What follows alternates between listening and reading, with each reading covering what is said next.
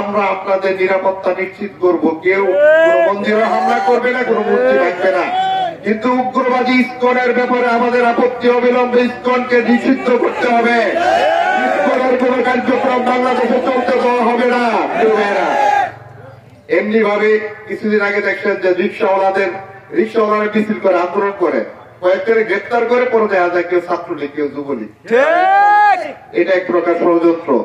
এমনি ভাবে প্রত্যেকটা ক্ষেত্রে, গার্মেন্টস ক্ষেত্রেও তারা ঢুকে পড়ে। এটা একজন বাংলাদেশের উন্নয়নে বিরাট ভূমিকা রাখে আমাদের গার্মেন্টস শিল্প। এটা কয়েকদিন পরই তারা শ্রমিকদের উস্কায় দেয়, কারণ তারা তো 17 বছর লুটপাট করছে, লক্ষ লক্ষ কোটি টাকা তাদের হাতে।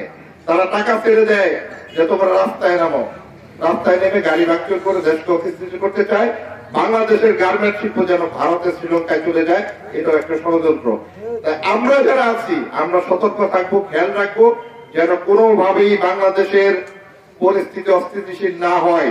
যতদিন পর্যন্ত একটি জাতীয় সংসদ নির্বাচন অনুষ্ঠিত হবে, ততদিন পর্যন্ত এই সরকার একটি অন্তর্বর্তীকালীন সরকার, তাদের সীমাবদ্ধতা আছে।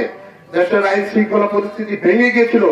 আপনারা জানেন যে পুলিশকে এমন ভাবে তারা অপব্যবহার করেছে। এই পুলিশ আজকে জনগণের কাছে একটা ঘৃণার পুলিশ কি ঘৃণা করে জনগণ, কিন্তু সেটা আবার আস্তে আস্তে আপনারা দেখছেন পুলিশের আইজি থেকে শুরু করে বিভিন্ন জেলার এসপি, ওসি নতুন করে তাদেরকে নিয়োগ দেওয়া হয়েছে। তারা আপ্রাণ চেষ্টা করছে এই পুলিশ বাহিনীকে ঢেলে সাজানোর জন্য, এবং তারাও আপনাদের পাশে যাতে তারা সেবা করতে পারে।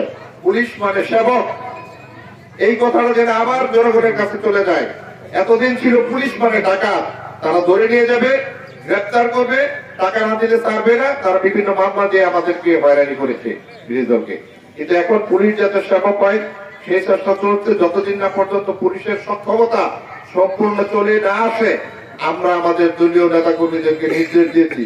আপনারা দেখেছেন যে 5 তারিখের পরে আমাদের দলীয় নেতা কর্মীরা সারা বাংলাদেশে তারা রাত জেগে পাহারা দিয়েছে যাতে কোনো চুরি ডাকাতি না হয়। আমরা করেছি প্রিয় ভাইয়েরা, এমনি ভাবে প্রত্যেকটি ক্ষেত্রে। আর আমরা ঐক্যবদ্ধ থাকতে হবে এরকম ষড়যন্ত্র রুখার জন্য। কারণ এই নির্বাচন আসার আগ পর্যন্ত আমাদের দলকে অপব্যবহার করে আমাদের কিছু দলীয় নেতা কর্মীও দাঁড়িয়ে আছে। তারা উৎসাহী হয়ে কিছু বিশৃঙ্খল পরিস্থিতি সৃষ্টি করে একটা অরাজক সৃষ্টি করছে। ইতিমধ্যে তাদের বিরুদ্ধে সাংগঠনিক ব্যবস্থা নেওয়া হয়েছে।